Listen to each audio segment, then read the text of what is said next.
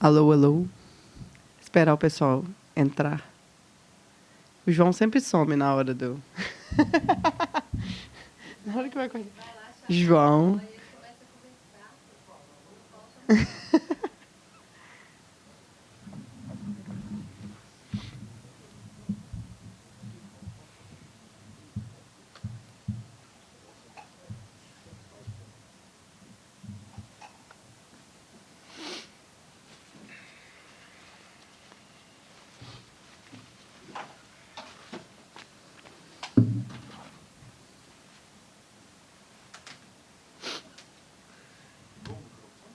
Uhum. Ok. Bom dia, pessoal. Então, a mesa agora, denominada Economias Populares, Lutas Sociais e o Estado, foi completamente desfacelada pelas lutas do Estado. Sempre foi uma mesa em que a gente considerava um pouco arriscada, né? A gente tá não completamente desfacelada, tá, gente? Porque o Tarcísio está aqui. Mas a Bela Gonçalves, que é uma deputada estadual, né, que, enquanto vereadora, mas continua, né, muito ligada à causa ambulante aqui em Belo Horizonte, não pôde vir. Aí ela mandaria alguém do mandato dela, mas aí essa outra pessoa também não pôde vir. E o André, que é uma das lideranças aí do movimento ambulante em Belo Horizonte, está gripado, doente, não pôde vir. Então, eu estava falando com algumas pessoas que eu acho que a dinâmica dessa mesa se estruturado reflete muito bem a dinâmica da própria economia popular, né? Porque e eu vou falar um pouco desse conceito na minha fala, porque aí eu vou entrar e eu vou apresentar para vocês do meu trabalho anterior também, que é muito focada nesse tópico. Então, assim, vou aproveitar esse vácuo aí para poder falar um pouco desse trabalho anterior, que precede, né, essa pesquisa que a gente está desenvolvendo, que é um conceito de emergências cotidianas, né, que é uma característica dessa economia, né, que você marca uma entrevista com a pessoa, de repente ela desaparece, nem te dá notícia, e você vai descobrir que a mercadoria dela foi tomada do fiscal, aí ela teve que ir buscar, ou alguma coisa, o filho passou mal. Então, é uma vida permeada por emergências, né? E eu acho que a nossa mesa aqui agora foi afetada por esse processo aí. Mas, enfim, agradeço muito o Tarcísio, não só por estar aqui conosco durante todo o workshop, mas também por vir, né, compor essa mesa. O Tarcísio, ele é bacharel em Ciências Sociais pela UFMG, mestre e doutor em Sociologia pela Universidade de São Carlos e autor da tese de doutorado Viver na Tora, Trabalho Ambulante e Estratégias de Vida nas Encruzilhadas da Gestão Contemporânea do Comércio Popular. Atualmente, ele também é professor substituto do Cefet-MG, aqui no campus de Belo Horizonte, e residente de pós-doutorado pelo Programa de Pós-Graduação em Sociologia da UFMG.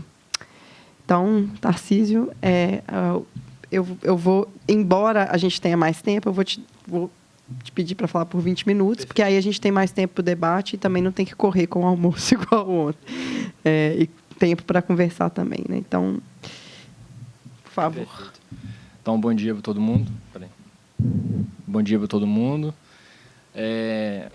Vou agradecer, então, o convite da Mara, do João, dos demais organizadores do evento. Agradecer a todo mundo que está participando do workshop. Está sendo extremamente rico para mim. Está sendo um pontapé inicial nesse período de pós-doc que estou começando, que começou formalmente ontem, né? Então, está sendo super bom para começar a pensar várias coisas. Meu caderno já está cheio de trem já para pensar.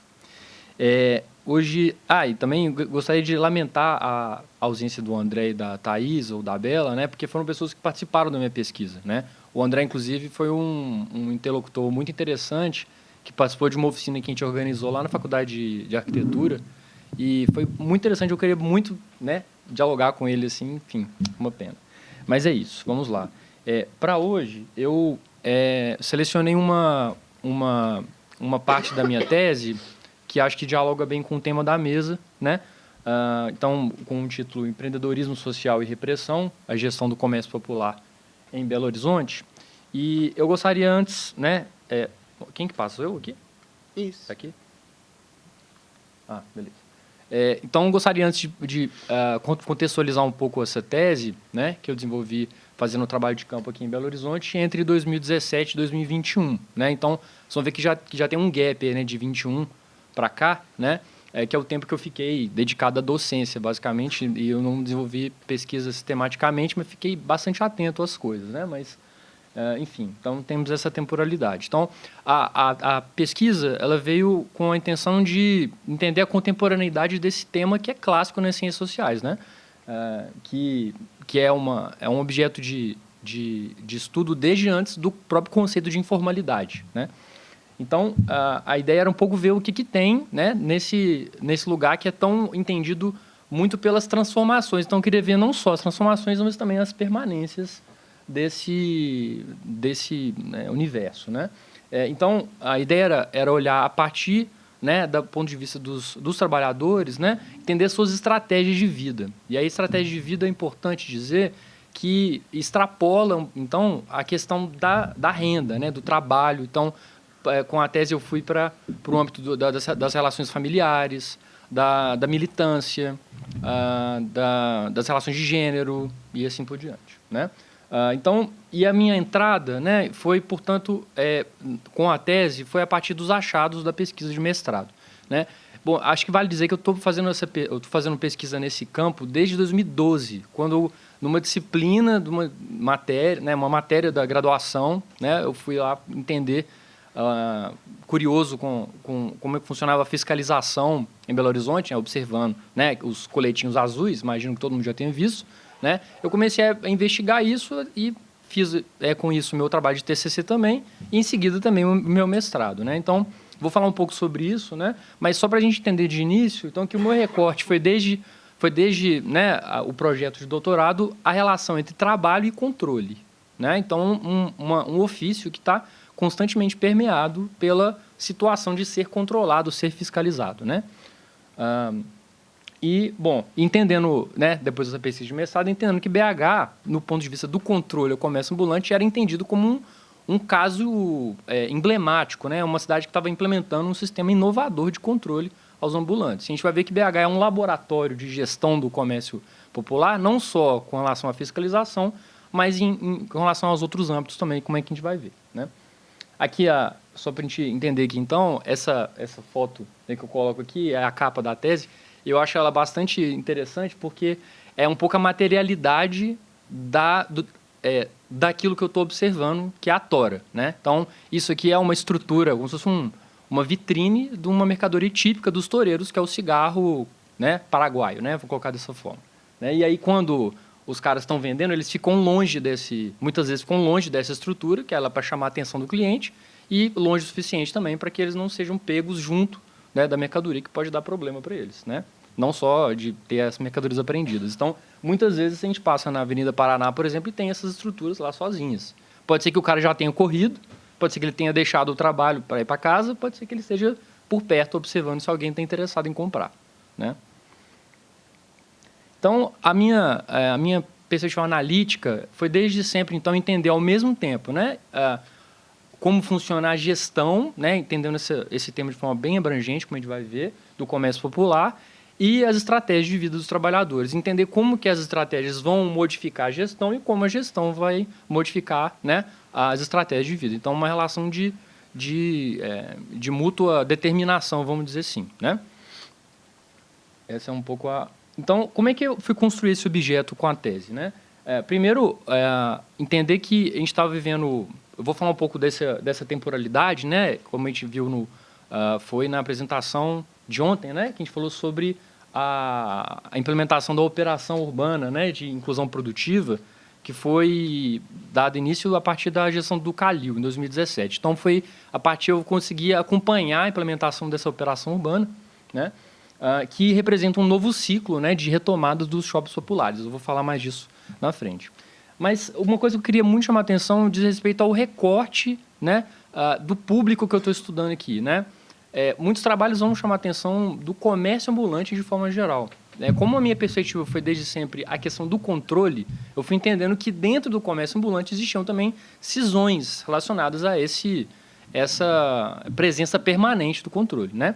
Então, aqui em Belo Horizonte, né, todo mundo conhece a gíria na tora, né? Ou, né, como os ambulantes falam, torar, né? Significa basicamente que você faz alguma coisa sem permissão. Você faz aquilo da forma que for. Por exemplo, o coffee break está lá fora, né? Eu não faço parte do evento.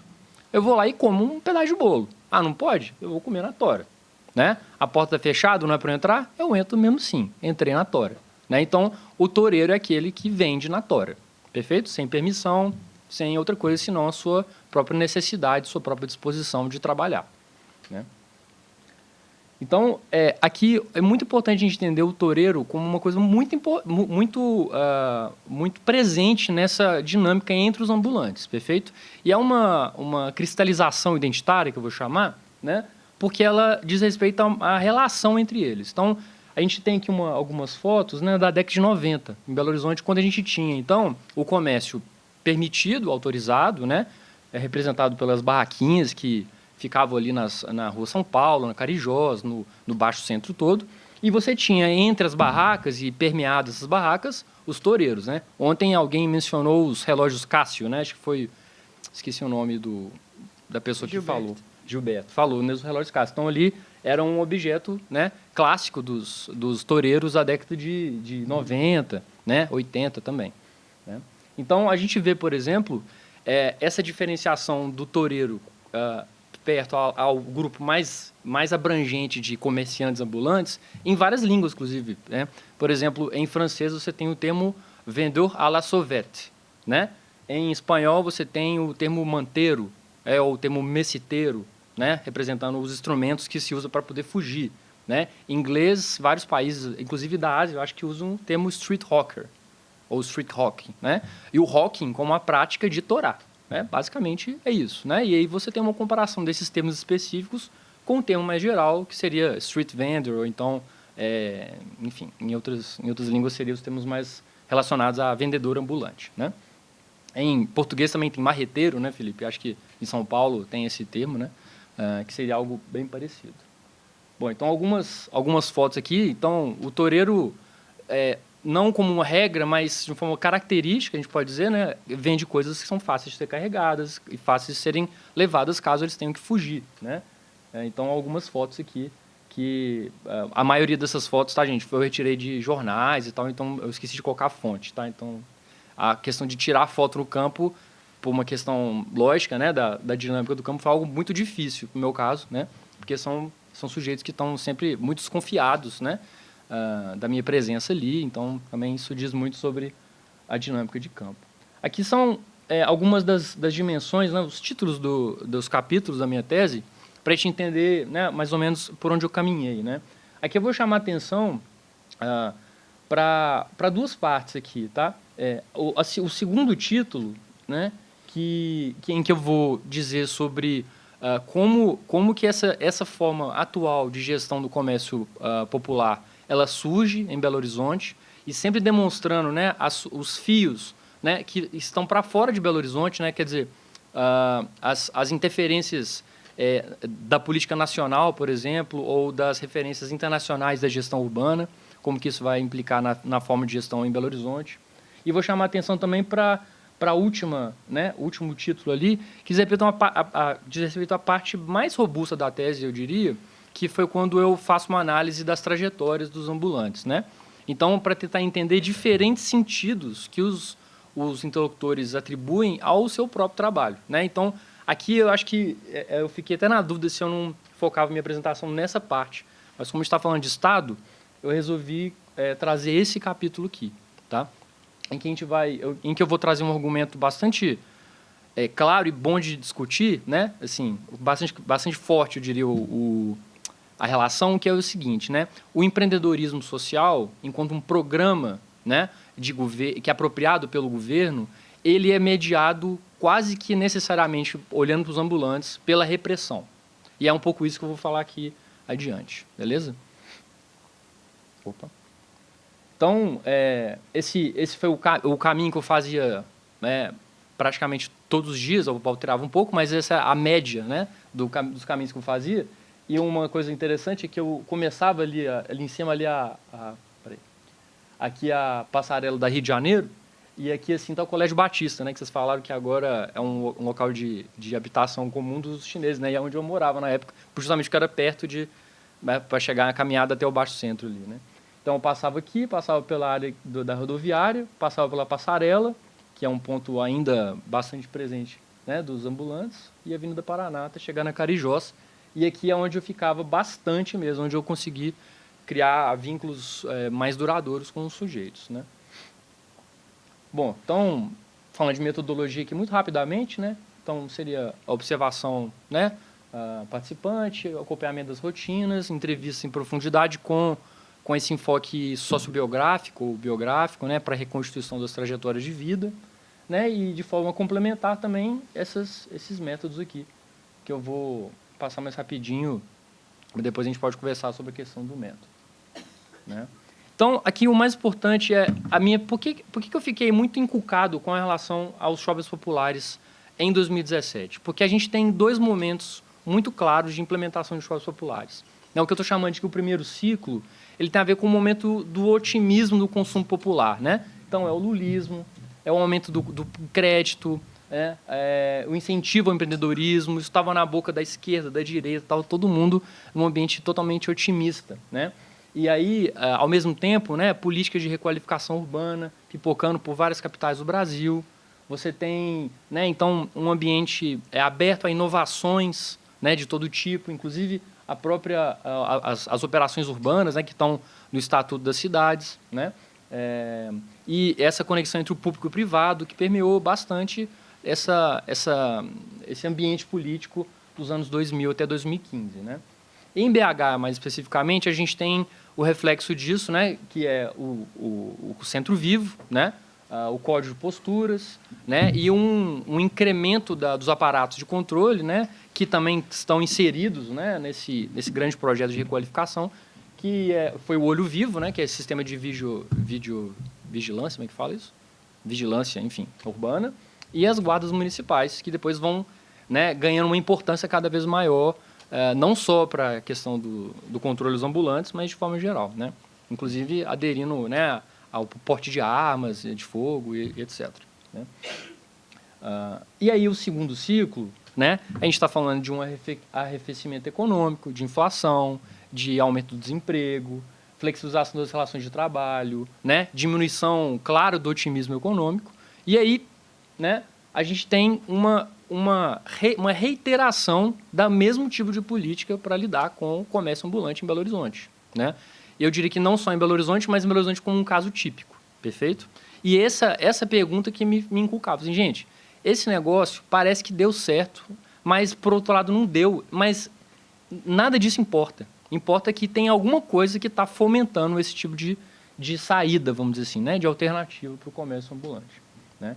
E aqui a gente está falando, então, né, não mais da criação de shoppings populares, como foi no primeiro momento, né, com o Shopping 8, Pinambás, etc., mas da utilização das operações urbanas como um instrumento de recuperação de shoppings populares que andavam meio caídos, né? Então, a gente está falando, por exemplo, né, do Shopping Y, né, do Grupo Y, que foi um shopping que não surge pela iniciativa das parcerias do público-privado, mas surge nesse ambiente, eu também quero participar desse mercado. Então, o cara, né, o empreendedor, que a gente vai falar dele, né, ele criou esse shopping e o shopping deu certo durante um tempo. Em 2008, o Shopping Y é criado e as coisas pareciam que iam bem até que passaram a não dar tanto certo assim, né? E aí ele vê, né, esse ambiente de rearticulação entre empresários e prefeitura, enfim,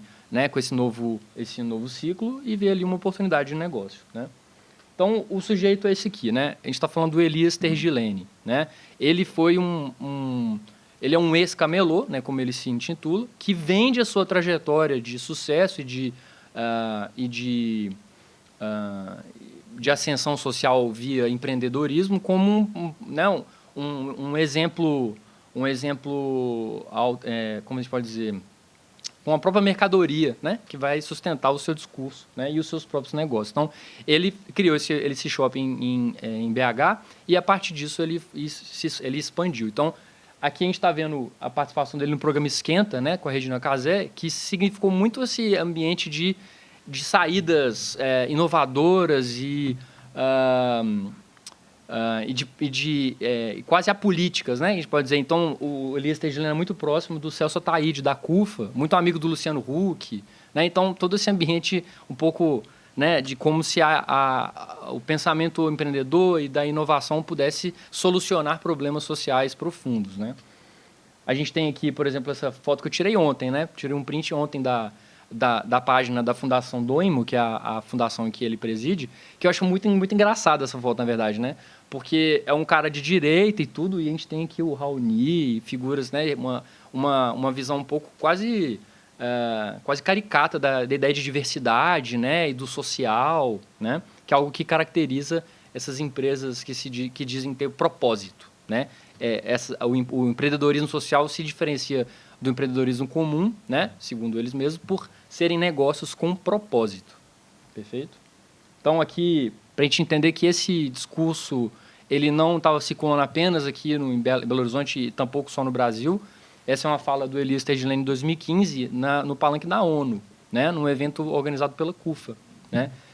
Só esse discurso aqui dava, né, seria extremamente interessante a gente destrinchá-lo, né, todos os termos e associações que ele faz, né, trazendo o empreendedorismo como uma solução para o Brasil, né, e para o mundo, né, porque aqui está falando para a ONU. Então, algumas fotos aqui dos empreendimentos iniciais dele, né, do lado de cá o Shopping Y, ele pé da rodoviária, e de cá o Shopping Y, o Ponto, lá em Venda Nova. Então, esses são os dois aqui em Belo Horizonte apenas. Só que com o... Uhum. Nossa Senhora. Mas assim, se precisar mais um pouquinho. Tá, beleza. Só que, bom, com o sucesso do Y nessas articulações com as prefeituras, eles foram desenvolvendo realmente quase uma tecnologia de negociação com o público. Então, a gente tem aqui shoppings, acho que em Manaus, esse aqui em Toritama, em Pernambuco, esse aqui em Feira de Santana, né? Posso ter trocado aqui, mas acho que é isso. E, além disso, uma holding, né, chamada Favela Holding, junto com o Celso Ataíde, em que eles projetavam construir um shopping no complexo do Alemão. Deu tudo errado, né? Enfim, histórias que eu posso contar depois. Aqui o empreendimento mais recente dele, mais conhecido, né, que é o Mercado de Origem, e que a gente vê de forma emblemática a presença até do prefeito, né, do Fuad Noman, né, e de outros atores aqui da política municipal, investimentos de 60 milhões. Sempre negócios que vão, né, trazer esse discurso. Né? Aqui da página deles também, né, dizendo que o Grupo A já tem 4,2 bilhões em investimentos, então a gente está falando de um negócio gigantesco, né, juntando, claro, uma série de investimentos que essas empresas fazem, não só em shoppings populares, mas também em terras, também em mercado imobiliário, também, inclusive, no agronegócio. Né? Bom, então... qual que é a ideia aqui, né? Nossa, eu vou precisar de um pouco...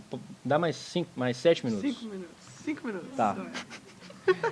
Vou avançar aqui. Então, o meu argumento todo é esse, então. Que, então, que a criação desse mercado, né, ele é mediado necessariamente, então, por repressão. Perfeito? Então, a gente tem aqui... Eu tentei um pouco dividir...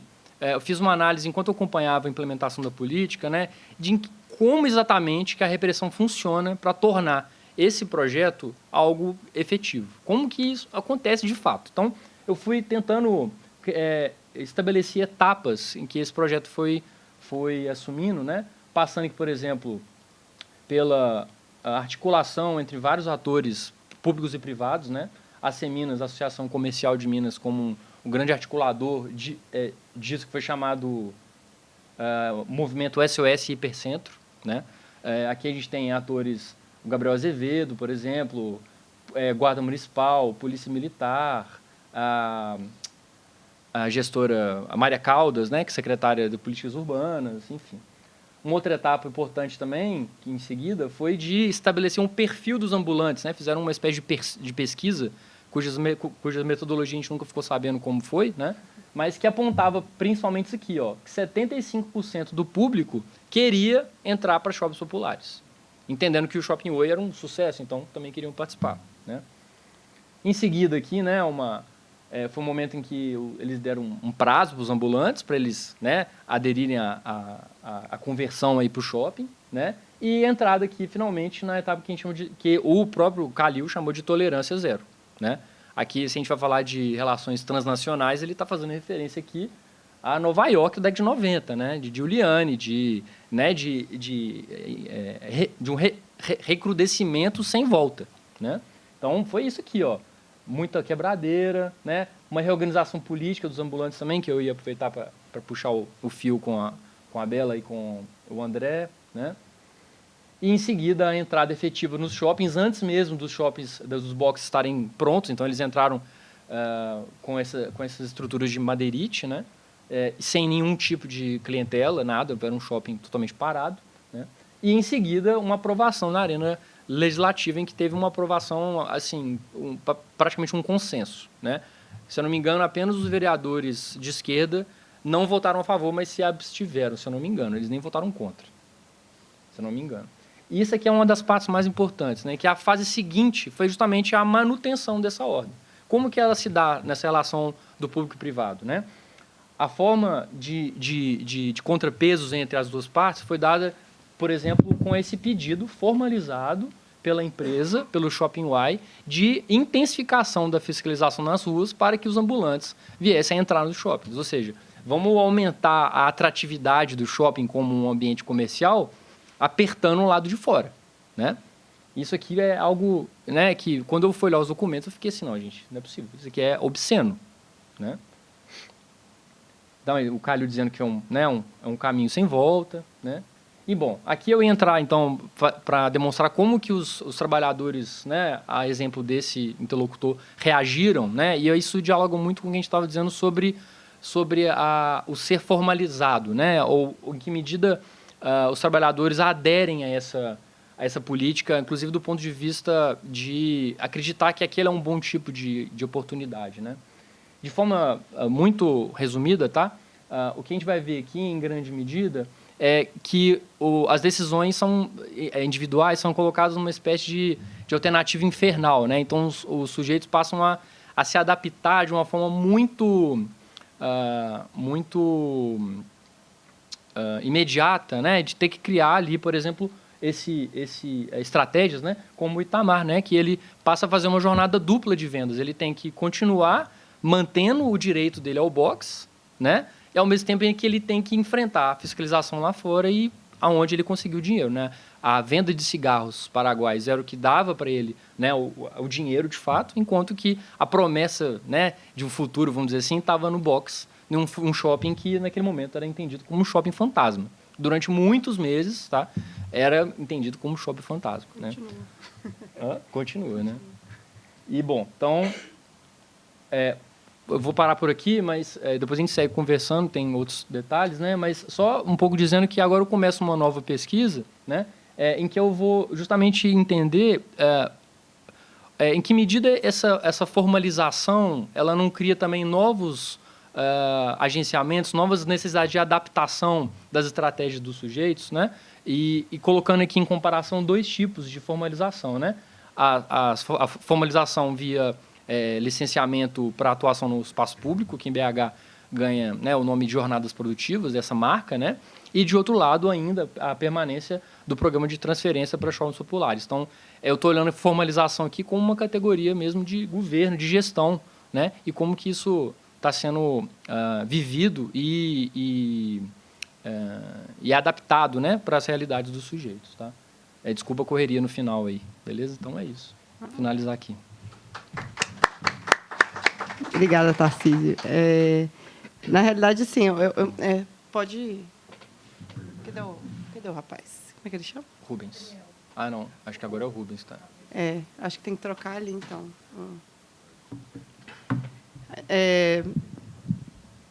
Eu e o Tarcísio, a gente já tinha conversado, porque a gente faz campo no mesmo lugar, então a gente conhece basicamente as mesmas pessoas e acho que a minha fala agora, na realidade, vai casar bem com o que você falou, porque eu vou falar exatamente da mesma política, sob uma perspectiva um pouco diferente. Vou pedir desculpas, porque minha apresentação está em inglês, porque eu tive que improvisar demais. Então, eu estou reciclando uma apresentação de uma né, de um argumento que, na realidade, eu nunca publiquei. Então, assim, talvez... que dialoga muito bem, acho que, com o tema da mesa também.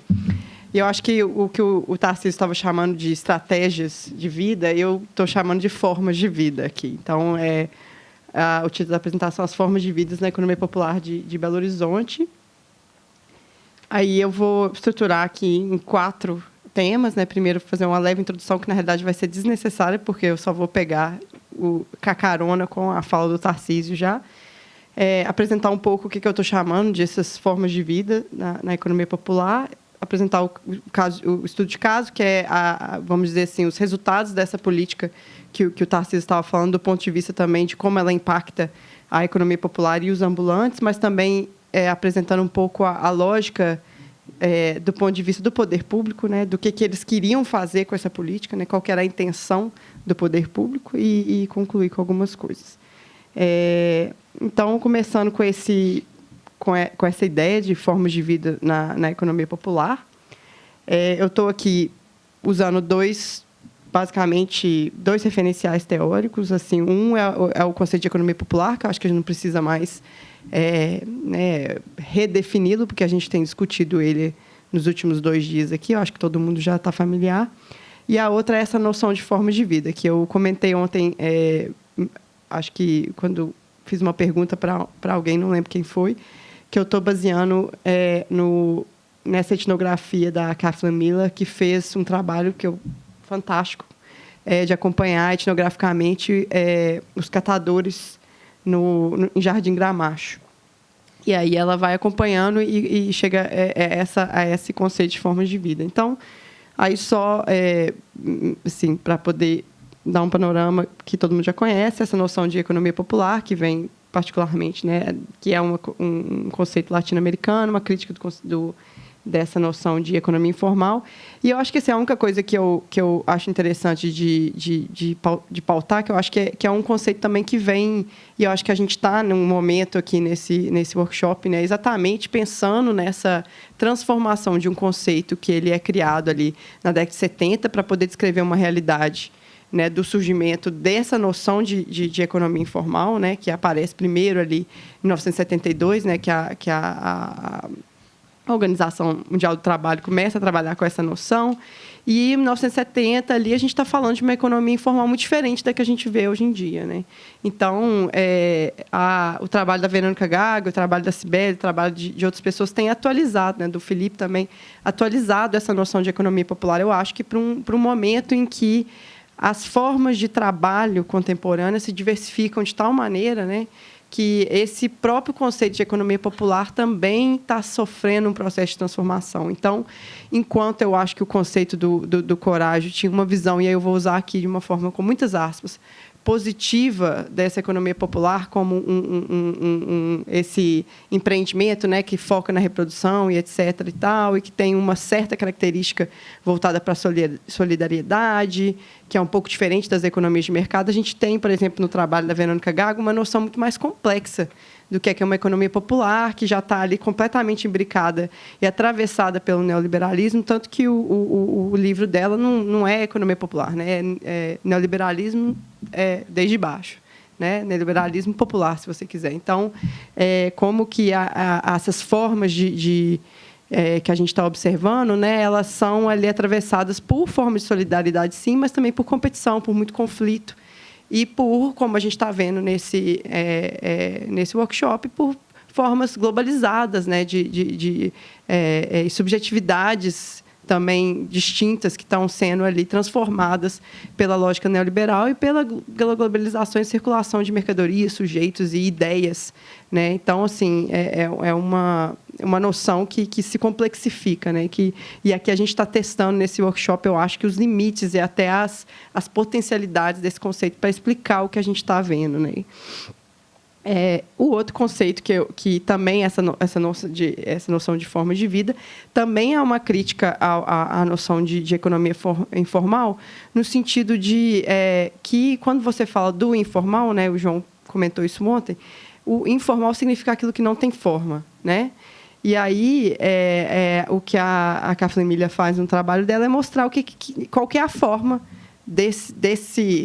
né, dessa informalidade que ela está observando, que, no caso, é uma informalidade específica também, que são os catadores, né, que são diferentes dos ambulantes, tem algumas similaridades, mas não podemos, né, juntar os dois. E o trabalho dela dialoga com o conceito aí de trabalho como um processo de formação de sujeitos e de subjetividades, que ela, né, meio que se ampara aí no Thompson, que fala da formação da classe trabalhadora na Inglaterra no contexto da industrialização, né? Então, para o Thompson, a formação da classe trabalhadora é um processo que se dá através do trabalho, muito como o Tarcísio estava falando, também do controle do trabalho, né?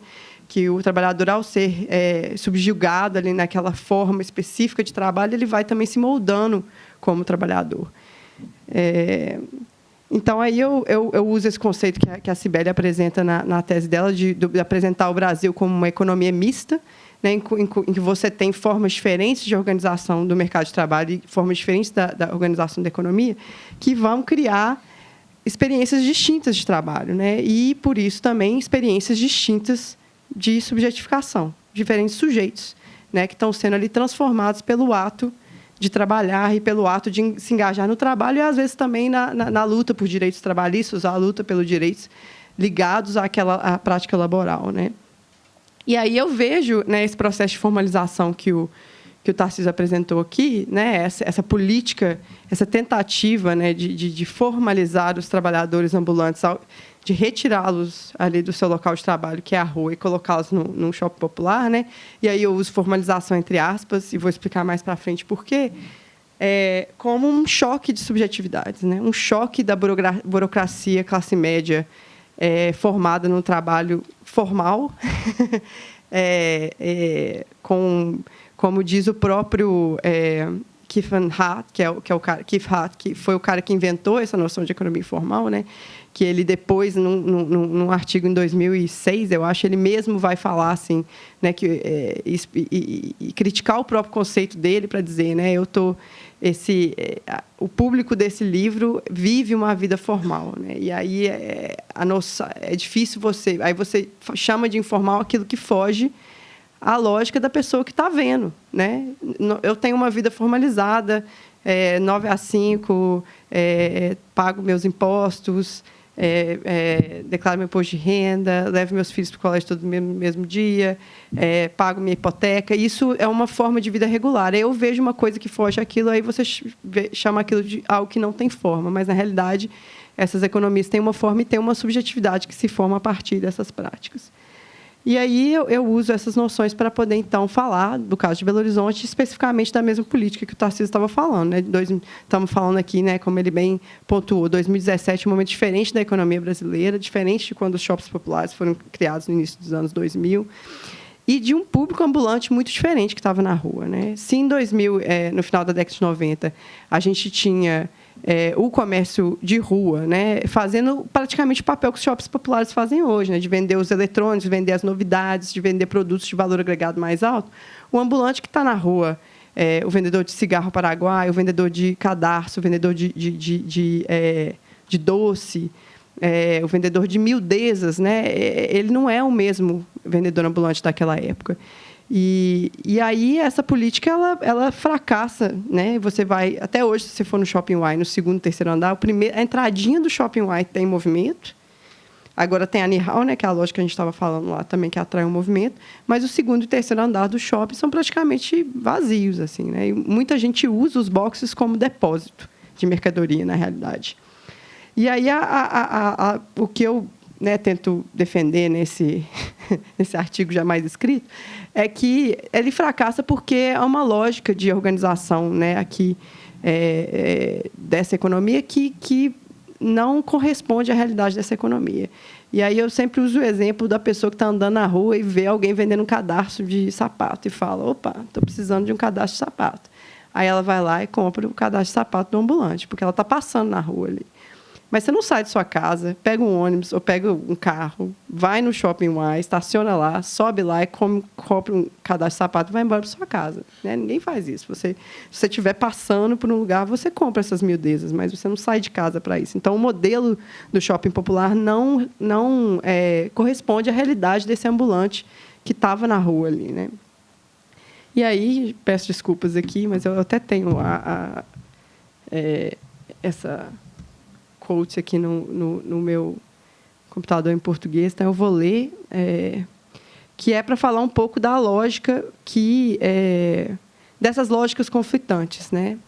E aí eu fiz uma entrevista com um dos, né, ele é diretor de planejamento lá da Secretaria de Regulação Urbana, e ele está falando que um dos problemas aqui, né, é que os vendedores ambulantes eles não se adaptam às regras do shopping, né? Porque o shopping tem um horário, tem uma lista de produtos que eles não podem vender, por exemplo, cigarro paraguaio. E essa pessoa, esse cara, não tem uma ética de trabalho. E ele usa essa palavra. Quando eu digo ética, eu não estou falando de errado ou certo, mas eu estou falando de uma pessoa que acorda todo dia e sai para trabalhar todos os dias no mesmo horário, de 9 às 6. Esse cara não tem. Ele trabalha quando ele acha que ele tem que trabalhar e quando ele acha que ele não tem que trabalhar, ele não trabalha. E essa é a visão, né, essa ótica burocrática olhando para essa forma diferente de encarar o trabalho, e é assim que eles veem, né? E aí, de novo, uma entrevista com outra pessoa da secretaria falando de uma coisa similar, né, que ela está falando. Mas é tudo muito complicado, porque os vendedores, eles, por exemplo, os lugares que eles trabalham na rua são muito aleatórios.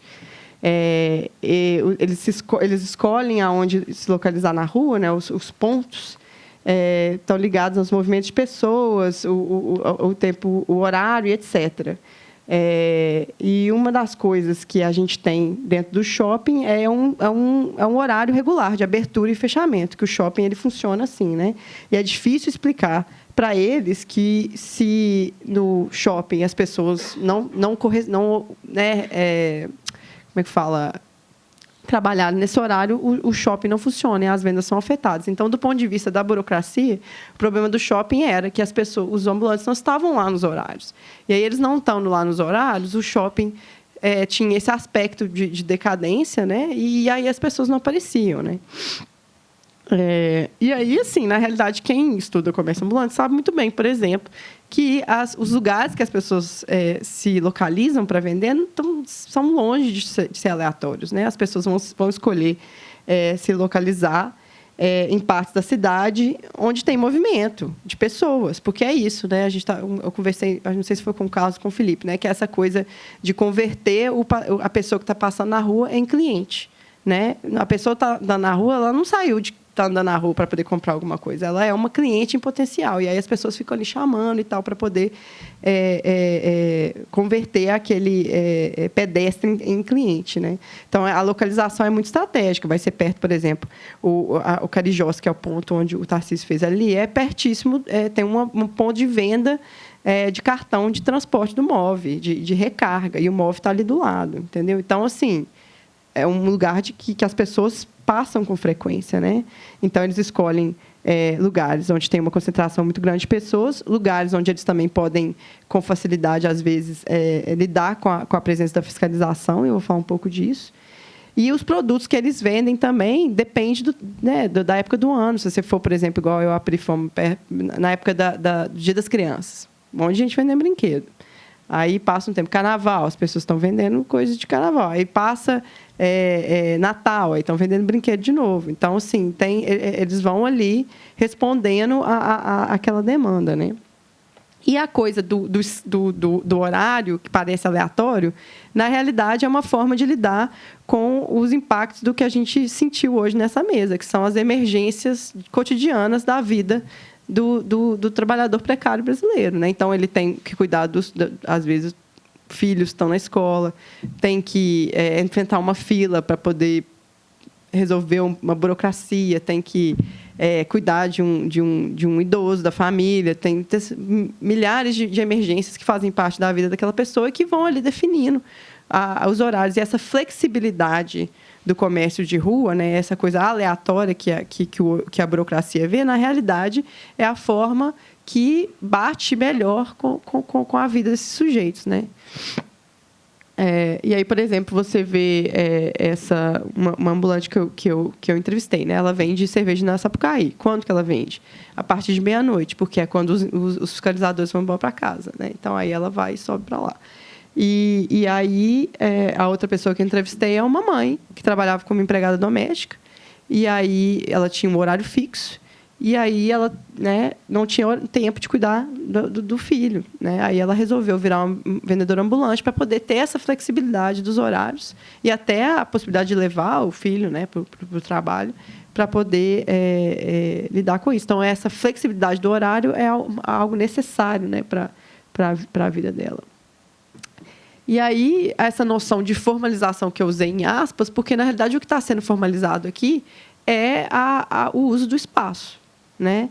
Do ponto de vista de direitos trabalhistas, não tem formalização, eles continuam sendo empreendedores de si mesmos, né? Aqui no caso, sem acesso a direitos trabalhistas. Então, e aí um dos vendedores ambulantes, que eu estou chamando de Carlos aqui, que foi removido para o shopping, está falando: nossa, vocês vão me fazer trabalhar num horário todo dia, no mesmo lugar, então assina minha carteira, né? Tipo assim. Porque é isso. Eu virei um trabalhador formalizado sem ser formalizado.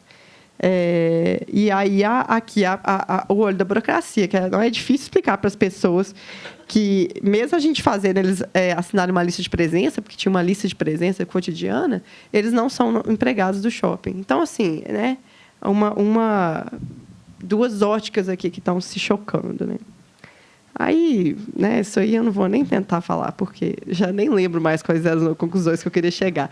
Mas, basicamente, né, aqui a gente tem... O que eu estou tentando chamar a atenção, e eu acho que casa bem, né, com o que você está falando, porque ele está falando do controle laboral na rua, né? Tipo assim, para o shopping dar certo, você precisa que as pessoas não estejam na rua. Mas, para o shopping dar certo, você também precisa que esse cara que estava na rua se adeque a uma lógica de funcionamento do shopping, que o que eu estou tentando mostrar com essa apresentação é que é completamente descasada da lógica de funcionamento dessa economia que se pretende formalizar. E, ao formalizá-la, você simplesmente destrói ela, né? Porque o shopping não funciona. E não funciona não é porque os ambulantes não aparecem no horário, etc. E tal. É porque o shopping não é um ambiente propício para que essa economia prospere. A rua é um ambiente propício para que essa economia prospere. E aí eu acho interessante, só para fazer uma última conclusão aqui, que o que a gente tem visto na pesquisa até agora é que o shopping é um ótimo ambiente para que a economia transnacional popular prospere, né? O crescimento da presença dos imigrantes chineses em Belo Horizonte, que é o que a gente estava falando ontem, está também associada ao sucesso, né, dessa política urbana que desestrutura uma certa economia para criar outra. E aí a gente tem ganhadores e perdedores aqui, né? E isso vai ficando muito claro para a gente na pesquisa. E aí é isso. Muito obrigada.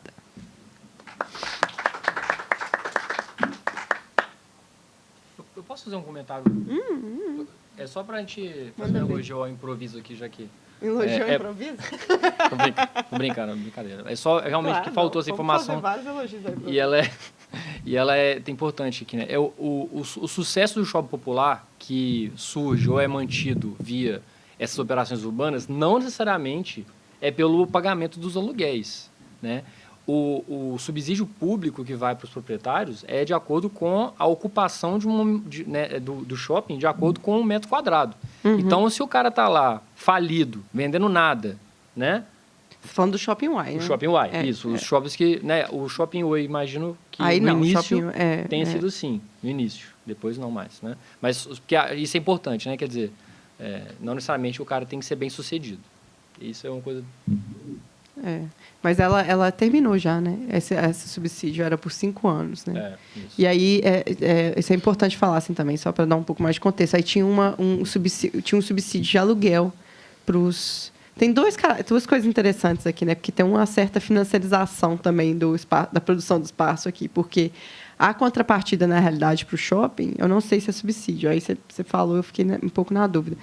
A cada metro quadrado que o shopping doa para a política municipal, ele ganha, acho que 1,9 metro quadrado de direitos de compra. Tipo assim, é CEPAC. Não, é potencial construtivo. Potencial construtivo, isso. E aí eu sempre fiquei na dúvida até que ponto que esses ativos, né, esses títulos, eles são, de fato, valorizados no mercado e até que ponto que isso também não representa uma outra faceta que a gente não vê, né, que é a ligação dessa política com a processo de finalização da produção do espaço urbano. Ok, vamos abrir, gente. Eu tenho uma pergunta. Eu vou tomar a liberdade de começar porque eu queria falar sobre isso. Tá. Vocês chegaram no final. Primeiro que eu estava muito curioso para entender como funcionava esse subsídio. Se vocês sabem mais detalhes, assim, da onde vinha esse recurso, quanto que era, e era só o Shopping Y ou você tinha outros empreendimentos que estavam que receberam? Só o Shopping Y. Shopping Y, mas o Shopping Y, os dois, a Venda Nova e Centro. Teve um terceiro, assim, quando eu pesquisei isso, teve um terceiro, porque eles abriram um edital, né?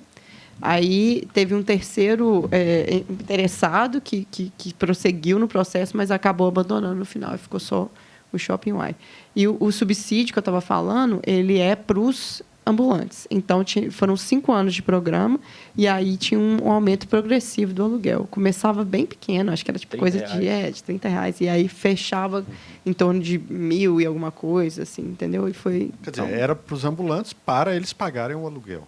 Isso. Agora, de onde que vem o recurso do subsídio, aí você me pega, eu não sei, não. Mas é isso, é muito interessante, quer dizer, é um arranjo, né, enfim, que você garante o pagamento do empreendedor, né, no final das contas, pelo poder público. Né? Enquanto o modelo anterior, e eu não sei se isso teve algum papel também na negociação do Shopping Y, que é a possibilidade de você gerar a transferência do direito de construir. Né, que teve um papel fundamental lá na viabilização do negócio do Shopping Oi. Né, não sei, quem não é de Belo Horizonte não vai saber essa história, mas o Shopping Oi acho que a Priscila mostrou isso na história dela, é uma área tombada, é um prédio tombado. Né, e a revitalização desse prédio tombado e a transformação dele num shopping popular foi feita através de uma operação urbana simplificada, que também é uma invenção de Belo Horizonte, e em que foi vendido, negociado a transferência do direito de construir para um shopping de alto poder aquisitivo na área mais valorizada da cidade, que é o Pátio Savassi. Então, você tem uma associação do shopping popular com dos shoppings, né, de mais alta renda, né, da cidade, que flexibilizou, né, houve uma flexibilização da legislação para que ele pudesse ser construído muito além do que poderia originalmente. Então, essa associação, né, com o imobiliário, né, com a política urbana, né, não é apenas, né, do ponto de vista da regulação do trabalho, mas também nessa dimensão, né, dos negócios imobiliários, e não é um título financeiro, né, mas que tem um mercado muito importante em Belo Horizonte. Né? Você conseguir negociar transferência de direito de construir é que permite hoje a maior parte da construção dos prédios, por exemplo, na Centro-Sul. Né, porque você consegue associar isso a, por exemplo, comprar uma casa tombada e construir um prédio e vender parte do potencial ali, etc. Essa é uma pergunta para você, então, João. Eu gosto quando o workshop vira isso, tá? Todo mundo pergunta para todo mundo. Quando você... É possível, por exemplo, pegar um balanço dessa empresa e saber, da Y, por exemplo, e saber o que de renda ali vem desse tipo de negociação e o que vem dos negócios, né? Tipo assim, você sabe disso? Não como sei, economista? Não sei, mas é possível. É possível que abrindo o balancete da empresa, o balanço, ou a prestação, não sei. Eu achei até curioso, você colocou que o A, infraestrutura sociedade anônima. Né? Não sei se de alguma dessas holdings do Grupo Y, que me impressionou o tamanho, não sabia que estava nesse porte. Eu sei que o do Shopping Oi também já virou uma holding. E do Shopping Oi, inclusive, eles passaram a propriedade de todos os shoppings para fundos de investimento imobiliário. Aí sim tem uma financiarização. Né? Porque isso permite fugir de uma tributação sobre o empreendimento imobiliário. Né? Você não paga imposto de renda sobre ganho, né, quando é imobiliário. Né, quando é um fundo de investimento. Né? Então, enfim, não sei, acho que é uma coisa para a gente né, especular e avançar mais. Mas assim. Até onde eu entendo, com o Y foi uma coisa parecida com o que foi com o Oi. Né?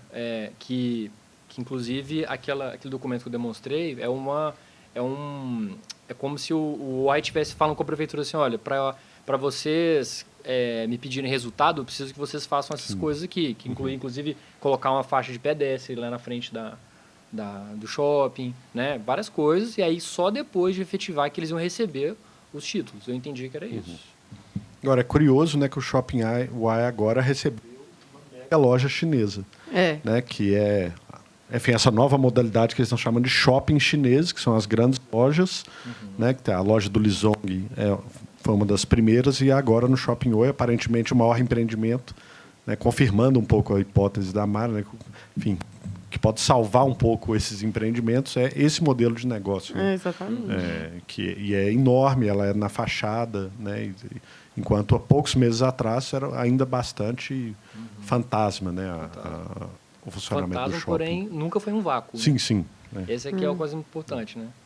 E o interessante é que o Shopping Uai também liga os campos, né? Porque o trabalho do Felipe, o cara que está levando a feira lá para frente é ele também. Ele também.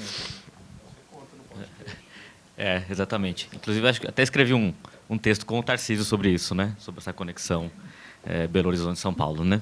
Mas eu queria fazer um comentário, né? Que, enfim, a fala de vocês foi muito angustiante, né?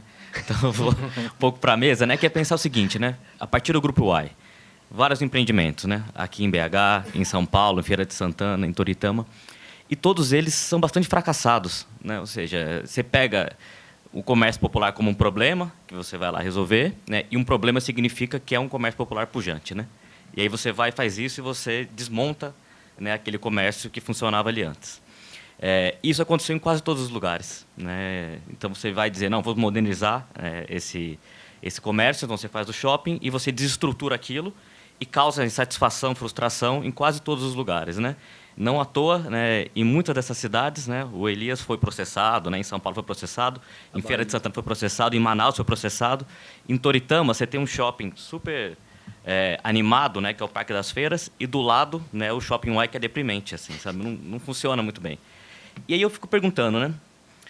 Tem um discurso sobre modernização que fala mais alto do que a realidade que essa coisa entrega, né? Ou seja, ele entrega, tem experiências de fracasso em todos os lugares, mas continua como um discurso de modernização muito forte, né? E aí, enfim, isso é curioso, né? Não deixa de ser curioso. E aí eu fico pensando se a gente não pode aprender algo com aquele livro do James Ferguson, sabe, The Anti-Politics Machine, que ele fala, bom, tem política de desenvolvimento que fracassa em todos os lugares, mas o que o fracasso produz, né? Então, talvez é o momento da gente pensar o que está sendo produzido com esse fracasso em todo lugar. Né? Fracasso todo, enfim, relativizando um pouco a coisa, né? Fracasso, porque aí você coloca uma lotérica para ver se atrai gente, algum equipamento público para ver se atrai gente. Porque a coisa do comércio, que é o que eles vieram, né, para modernizar, não é por aí que funciona, né? Então, talvez um eixo, né, de questões que a gente tem que colocar, o que esse fracasso está produzindo, né? Que ele vai sendo replicado em todos os lugares, esse mesmo modelo.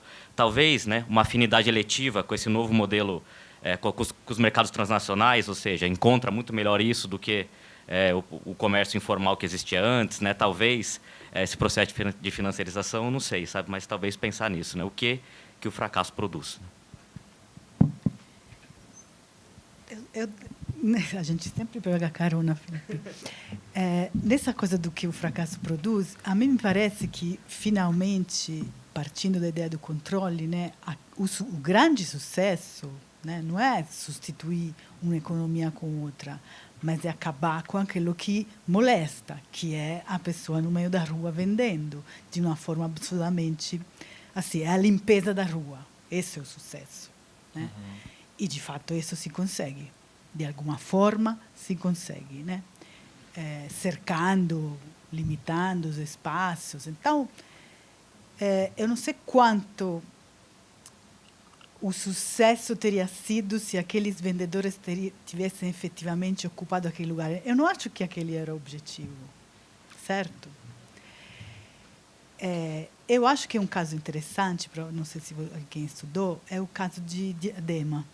Alguém estudou? Porque quando eu trabalhei em Diadema, justamente em 2008, 2007, 2008, o prefeito do PT, o Felipe, que foi até o ano passado também, fez um grande esforço era uma das promessas de campanha dele construir o shopping popular. E ele fez meses e meses e meses de reuniões, ele pessoalmente, com os vendedores, para definir como era a regra de ocupação e de uso desse espaço.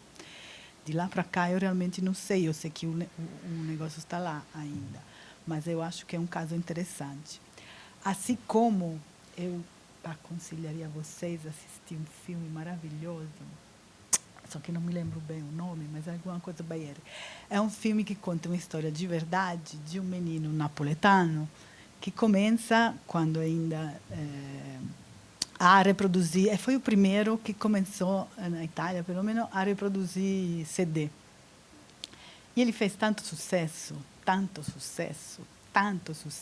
porque ele lançava os hits de Sanremo, música italiana, antes ainda que tivesse terminado o festival, enfim, era uma coisa assim inacreditável que ele conseguiu. E aí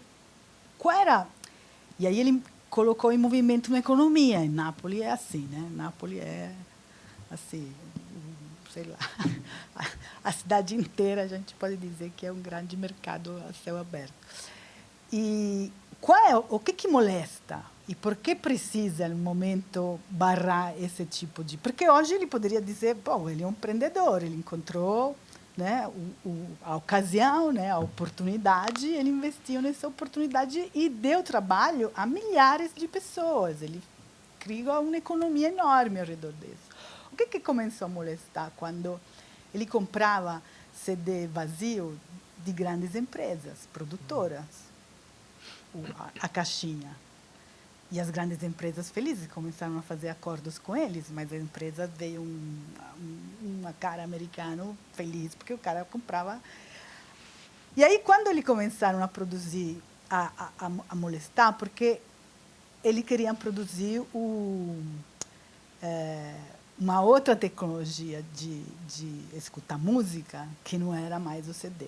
E aí, quem que vai comprar um negócio mais caro se todo mundo pode comprar aquilo lá barato? E então isso acabaram tendo um controle muito mais forte, uma fiscalização enorme, e prenderam o cara e o cara ficou preso. O que eu quero dizer é que esse filme conta toda essa história de uma forma muito detalhada, muito bem feita. Aquilo que molesta o sistema econômico é aquilo que efetivamente é aquilo sobre o qual vai ter alguma tentativa de controle e cercamento. Aquilo que não molesta, que não tem motivo por quê, você contorna. E, de toda maneira, você não pensa, se nunca a questão aquele vendedor que está vendendo na rua, que vende o cadarço, o cara está...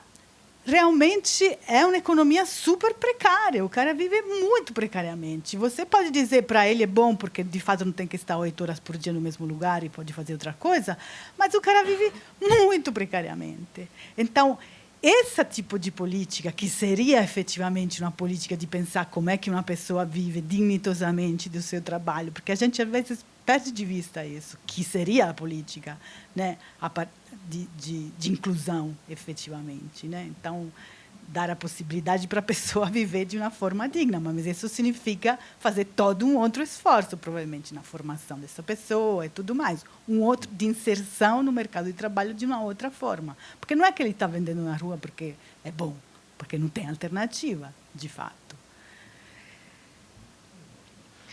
Eu acho que é importante a gente pensar, aquilo que eu quero dizer é que é importante a gente pensar toda a cadeias, tanto de produtivas, né, que o vender o cadarço da rua coloca em movimento, como o de controle, né, como também todos aquilo que significa, em termos subjetivos, né, ter escolha ou não ter escolha, daquilo que você pode e não pode fazer.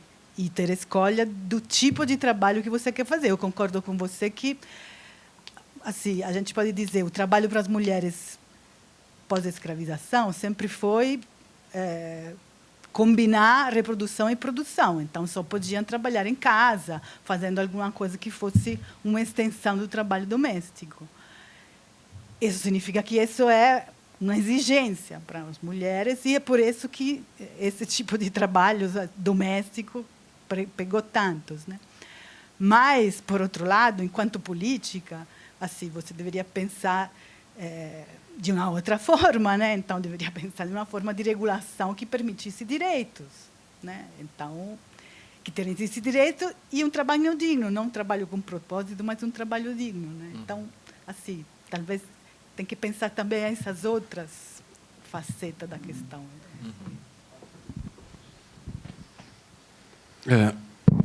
Obrigado aos dois, gostei bastante. Uma sugestão que para o Tarcísio que pode ser entendido como uma pergunta se ele quiser, e uma pergunta para os dois que pode ser entendido como uma sugestão, se quiser, para falar sobre um tema que eu acho que vai ajudar a compor o repertório que vocês trouxeram.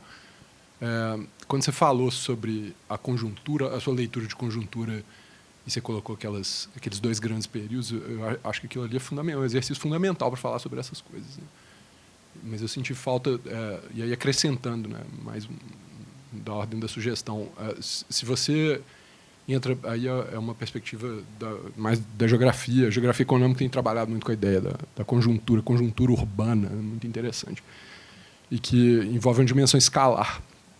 Então, aqui em BH é curioso essa história, porque a gente teve uma prefeitura, né, a partir de 93, não é isso? Do prefeito Patrus, e que era alinhada ao movimento da reforma urbana, né, e que tinha uma política de inversão de prioridades, de fato, etc.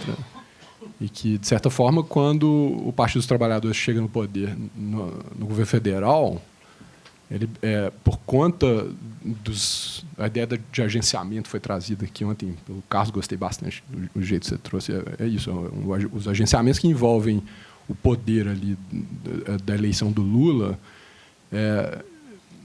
muda, né, o jeito que a prefeitura de BH passa a funcionar. O Pimentel, ele é uma figura que, assim, fácil da gente entender quem é ele, que naquele momento ele fica muito confortável, de certa forma, né? Mas aí o que acontece? Você tem uma prefeitura que tenta fazer uma política progressista de fato, com um governo neoliberal radical, né, e que depois você entra uma outra coisa em Brasília e que, num primeiro momento, fica parecendo, olha, que ótimo que vai ser para BH agora, só que não é bem assim. Tem umas coisas que estão acontecendo ali, PMDB, etc., e por aí vai, que fazem a política em BH. Então, se você coloca uma camada adicional na leitura da conjuntura, acho que ajuda bastante, né? Que é o que está acontecendo no lugar e no país, e aí como que essas duas coisas entrecruzadas vão gerar consequências importantes, né? Acho que é bem interessante. E para os dois, a questão dos movimentos sociais, que eu acho que tem tudo a ver com isso, né? Como que tudo isso que vocês disseram interage com esse universo que envolve trajetórias, as trajetórias atravessam conjunturas, né? E é muito interessante ver do ponto de vista do poder público e do ponto de vista dos movimentos sociais, né? O que vai acontecendo. Depois vem o governo Márcio Lacerda. O governo Márcio Lacerda dá uma... acende, né, o circuito de movimentos sociais urbanos em Belo Horizonte. De certa forma, eles estavam na conjuntura anterior, até mais ou menos, sei lá, meados da década de 2000, eles estavam institucionalizados, eles estavam dentro da prefeitura, né? É isso. Valeu.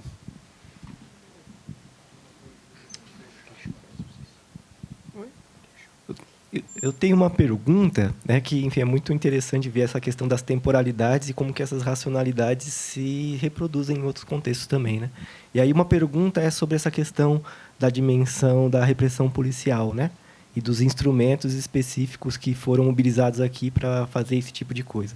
Enfim, aí eu não sei se aqui, por exemplo, houve, por exemplo, a incidência da polícia militar e que tipo de instrumentos foram mobilizados para viabilizar essa incidência da polícia militar, né? Isso é uma questão um pouco como que, tipo, vamos dizer assim, o liberalismo desse ponto de vista vem acompanhado de uma militarização da gestão urbana, né? Então isso é uma questão.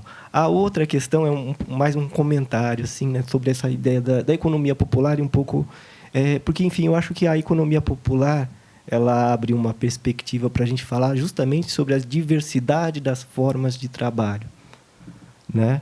e enfim, tudo aquilo que está para além do assalariamento. E eu acho que, na verdade, a gente é muito preso ao assalariamento, aí, enfim, a maneira como a gente formula as categorias. E a gente até esquece o que foi o processo de construção do assalariamento no Brasil, do ponto de vista do como foi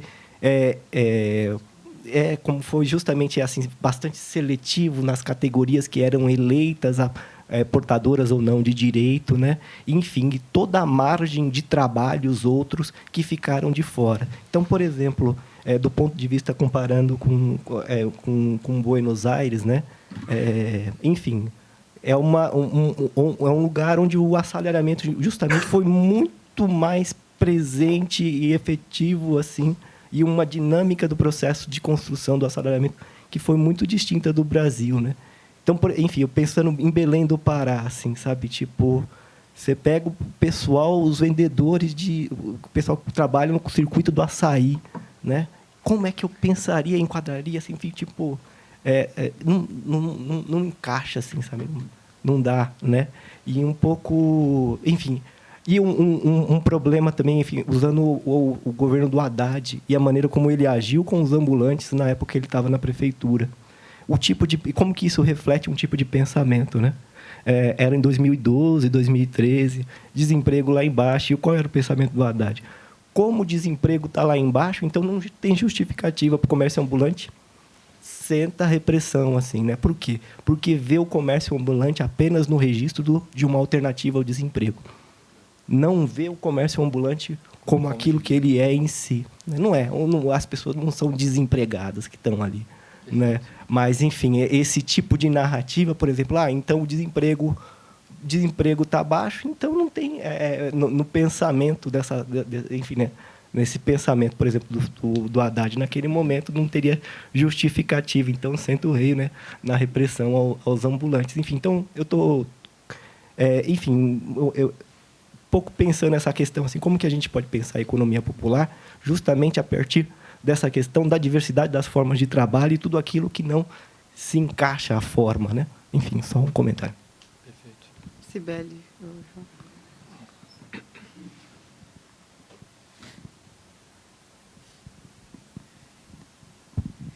Pessoal, parabéns, né, pelos trabalhos. Acho que é tão reconfortante estar numa mesa assim, né? Porque a gente trabalhando com economia popular é quase um desabafo, é muito cansativo, né, trabalhar com economia popular, porque muitas vezes a gente apresenta os trabalhos, os resultados, e sempre alguém na plateia vai dizer: mas essas pessoas, será que elas não preferiam estar num trabalho assalariado? Né? Será que vocês não estão romantizando a história? Será que elas não queriam mesmo estar ganhando um salário trabalhando de 9 às 6? Ou então, será que elas não querem simplesmente serem empreendedoras? A lógica delas não a lógica delas é a do lucro, né? Necessariamente é a do lucro, é a da acumulação. Então, vocês estão enxergando coisas que não existem, né? Então, enfim, são coisas que a gente escuta o tempo inteiro na medida em que a gente apresenta, né? E aí, nesse sentido, eu queria pedir para vocês falarem um pouco sobre esses relatos que vocês ouviram em campo, um pouco sobre essas histórias, principalmente o Tarcísio, né, que fez entrevistas em profundidade, para ouvir um pouco vocês sobre o que é essa racionalidade do trabalhador ambulante, da economia popular, em relação a essas categorias: lucro, trabalho assalariado, salário, rendimento, né? Um pouco repetindo a pergunta que o Tiago Canitieri fez ontem. Queria ouvir um pouco de vocês a partir do trabalho de campo. Obrigada. Deixa eu falar só mais uma coisinha antes de passar para vocês. Mas só é porque eu acho que, enfim, achei muito, muito interessante, né, a quantidade de questões que se conectaram aqui em torno do problema do trabalho ambulante, da economia popular e da repressão. E fiquei pensando numa outra dimensão que a gente nem tocou, né, mas que tem aparecido muito hoje nos estudos sobre o novo mundo do trabalho, que são os trabalhadores de plataforma, né, os entregadores, deliveries, etc. E um relato que a gente tem escutado no campo, né, já escutamos nesse campo, trabalhando em periferia, já ouvi relatos relacionados a isso também, né, é que, inclusive, ambulantes que eram ambulantes hoje viraram delivery. Né? Isso tem a ver também com a repressão. Né? Então, assim, tem uma dimensão também da repressão, né, que você, na verdade, está cercando, fechando um comum. Né? A rua é um espaço comum de ganhação de vida, né, para uma população e obrigando ela a se sujeitar a outras relações de dominação e de trabalho. Né? Então, acho que, enfim, tem a ver um pouco, né, com o que vocês trouxeram, né, e acho que a dificuldade de pensar a economia popular como esse espaço de um trabalho que tem algum grau de autonomia, né? Nem todo mundo está lá simplesmente porque é desempregado, né, ou mão de obra acessória, nada disso, né, mas também, obviamente, estão em relações de precariedade, né, em situações de vulnerabilidade, muitas vezes. Né? Enfim, como é que a gente lida aí com essa ambiguidade, como que isso está relacionado a esses novos processos de cercamento e proletarização, no sentido muito, entre aspas, aqui, né, nesse novo mundo do trabalho. É isso. Posso começar? Eu vou começar, então, pelo João. Essa é uma das grandes questões que eu vou enfrentar daqui para frente, sabe? No pós-doutorado. Teve uma vez que eu fui apresentar sobre shoppings populares, eu estava na França, no Sanduíche, e aí tinha na plateia um pesquisador que estava estudando sobre plataformas. E aí, quando ele ouviu como funcionava o shopping popular, ele falou, é igual plataforma. Então, isso me gerou um negócio, olha, tem uma coisa aqui sobre as mediações que criam uma forma estranha para o assalariamento de subordinação, mas que não deixa de ser, né? Acho que é no trabalho do Daniel Hirata que fala, né, que o pessoal que estava como é que chama? Os termos de permissão, é TPU, né? TPU lá de São Paulo se sentiam subordinados à prefeitura, né? E aí eu via isso aqui também, e no seu trabalho também se aponta, né, a coisa do assinar a carteira, né? Então existem essas mediações que eu acho que a gente tem que investigar melhor, que as plataformas aparecem como uma nova instituição, vamos dizer assim, né, de subordinação. E eu acho que os shoppings populares e as formas também públicas, né, de licenciamento também podem representar uma forma. É uma coisa para ser pesquisada, do meu ponto de vista. Para dialogar com a Cibele, né, tem a última parte, né, aquele último capítulo que eu apontei, eu acho que lá, da minha tese, que eu vou discutir bastante sobre essas percepções, né? Então, só para dar um exemplo aqui, né, eu pego 5 trajetórias, 5 trajetórias, e tentando conectar um elemento da vida que não é trabalho com como o trabalho ambulante foi sendo significado. Então, por exemplo, tem um ator que é um trabalhador que ele é cadeirante, ex-bandido, missionário da igreja pentecostal, que ele consegue usar simbolicamente o trabalho como ambulante como uma forma de dizer, olha, como eu superei o crime, e, ao mesmo tempo, ele consegue financeiramente se manter, né, como ambulante, primeiro, pela permissão estranha que existe, né, na prefeitura hoje para os deficientes, os cadeirantes, né, os PCDs, e, ao mesmo tempo, usando um benefício do governo, né, o BPC, como uma forma de sustentar o negócio dele. Né? Então, veja como, né, está tudo associado. Né? E aí, em outros casos, por exemplo, a relação entre a militância e os acessos ao trabalho que a militância deu, né? A militância via comércio ambulante e a luta por moradia, né? Enfim, várias histórias que vão conectando tudo que tem a ver com o trabalho e fora do trabalho. Eu vou ter que escolher resposta aqui, mas eu vou comentar uma coisa que foi dito no início, né? A relação ao fracasso, que isso me interessa muito, sabe? Eu tenho entendido que o próprio controle é mercadoria. Né? Então, ele gera ele abre uma série de fronteiras de mercado. Né? Então, se a gente olha, por exemplo, o caso de Nova York, eu vejo muita semelhança com o caso aqui. Se a gente olha para o Giuliani, que virou um expert em tolerância zero, em uma solução urbana que pode ser encaixada em qualquer lugar.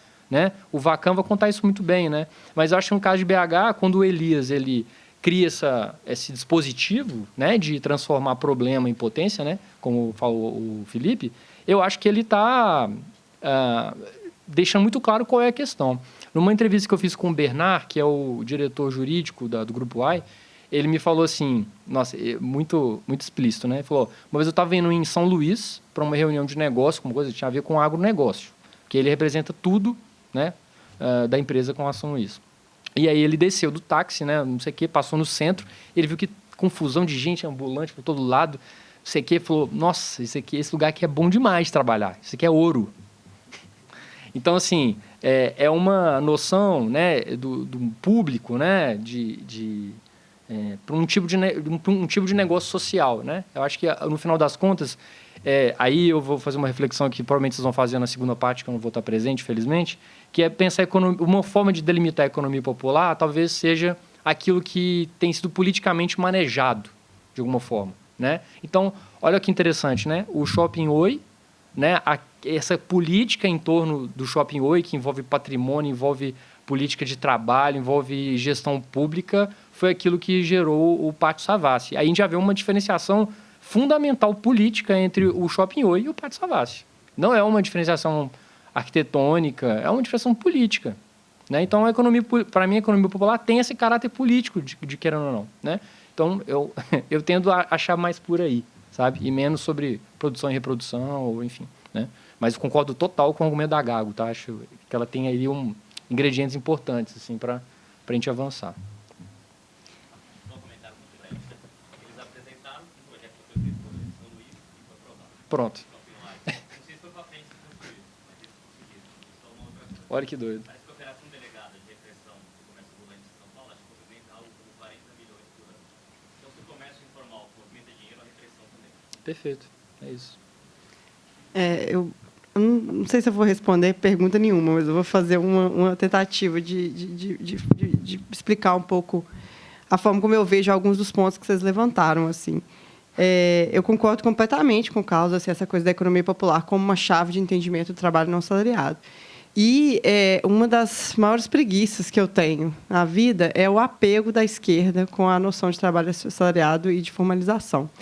E uma das coisas, por exemplo, aí pegando um pouco o bonde no comentário do Felipe para a apresentação do Tarcísio, o papel do Partido dos Trabalhadores localmente, em Belo Horizonte, na desestruturação do comércio popular e na implementação dessa política urbana dos shoppings populares.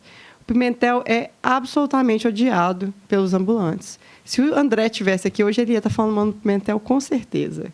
Eu escrevi, por exemplo, um artigo que foi, na época das eleições, né, que o Bolsonaro concorreu pela primeira vez, e o meu assombro, na época, de descobrir que muitos dos ambulantes iam votar no Bolsonaro. E parte grande disso era o ódio ao Pimentel, que eles ali associavam ao PT, né? E aí, nesse trabalho, eu conecto essa noção, né, da política urbana com essa noção política mais ampla. Os trabalhadores ambulantes, eles se consideram trabalhadores, mas eles não são considerados trabalhadores pela ótica política, burocrática e até a ótica de esquerda, né? E isso conecta também com o Felipe estava falando dessa questão dos movimentos sociais, que os movimentos sociais de moradia em Belo Horizonte são muito bem organizados, né? Eu já escrevi sobre isso também, mas os movimentos sociais ligados ao trabalho ambulante estão ainda engatinhando. Então, assim, quando eu comecei a trabalhar com essa questão lá em 2013, né, perto de quando você começou também, tinha pouquíssima movimentação política nessa esfera, né? E as coisas foram, eu acho, avançando, mas ao mesmo tempo que o trabalho ambulante foi se desestruturando.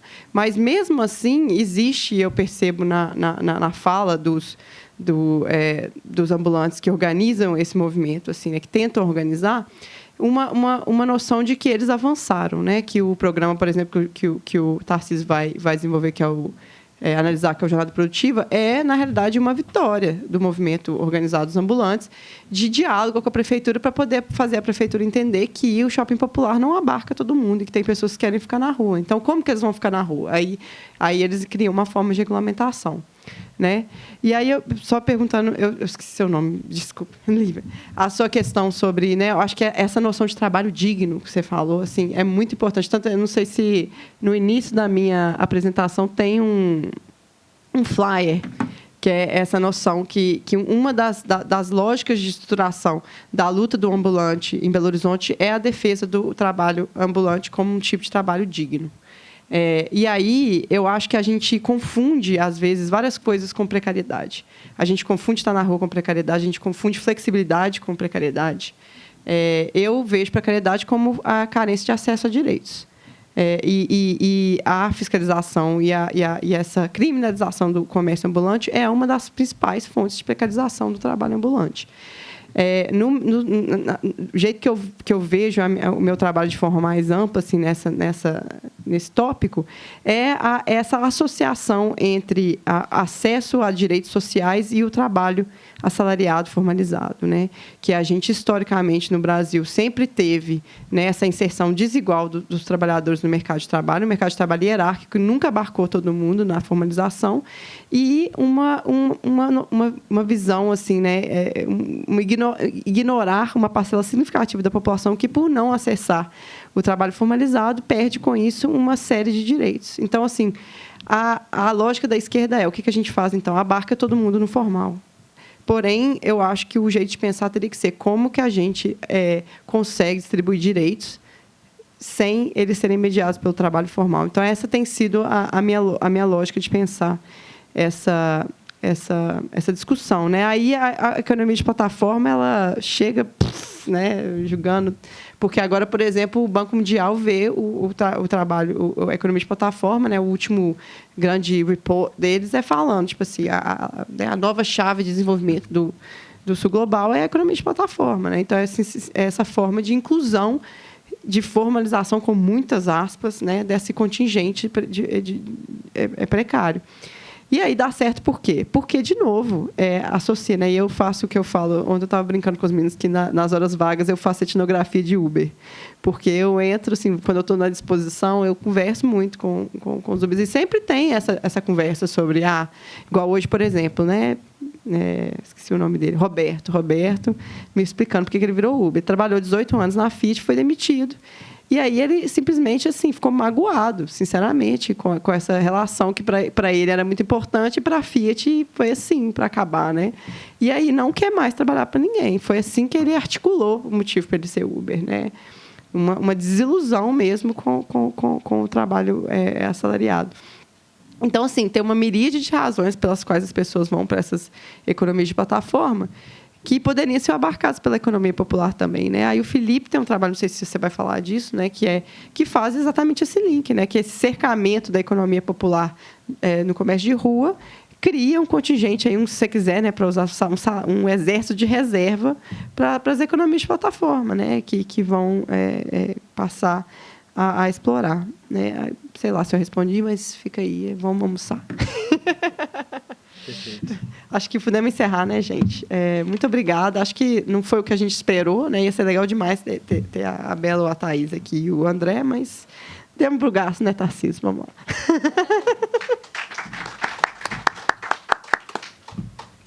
Maneiríssimo. Pessoal, hoje está mais tranquilo. A gente volta 2h30. Não é isso que começa a segunda mesa? É 2? Ah, não, é verdade. Agora que é meio-dia. Isso. Podemos.